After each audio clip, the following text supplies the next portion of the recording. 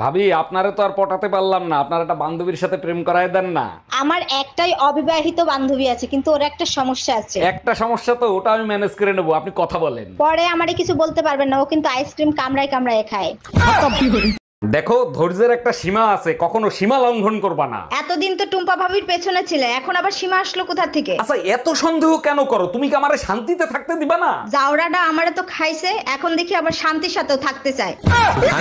আরে ভাবি, আপনার বাসায় দুই মুরব্বি আসতে দেখলাম, কি হয় আপনার? আমার আব্বা আম্মা বিয়ের পরে এই প্রথম আমাদের বাসায় বেড়াইতে আসছে। কিন্তু ভাবি, ওনাদের গায়ের রঙের সাথে তো আপনার গায়ের রঙের মিল নেই। কেমনে মিল থাকবে? আগে তো ফিল্টার ছিল না, তাই গায়ের রং একটু কালো হইছে।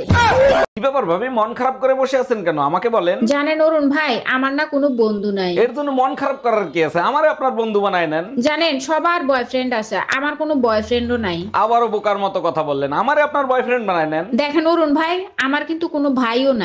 এর জন্য টেনশন নেওয়ার কি আছে? আমি আপনার মার সাথে আলাপ করবো, সে যদি রাজি থাকে আপনার ভাইও পেয়ে যাবেন। এই যে কাকে চাই, বাসার ভিতর ঢুকতেছেন কেন? আমার নাম রোমিও, অরুণদার সাথে দেখা করতে আসছি। উনি কি বাসায় আছে? না, বাসায় নাই, পরে আইসেন। আচ্ছা, অরুণদাকে আমার কথা আপনার কাছে কিছু বলছে? হ্যাঁ বলছে, রোমিও বাসায় আসলে ঢুকতে দিবা না, ওর চরিত্র ভালো না।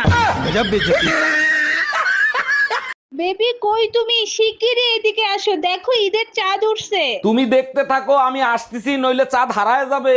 আচ্ছা ঠিক আছে, তাড়াতাড়ি আসো, দেরি করো না। বাহ, কি সুন্দর ঈদের চাঁদ, দেখে কলিজাটা জুড়ে গেল। ঈদের চাঁদ আকাশে উঠছে, টুম্পা ভাবির ছাদে না।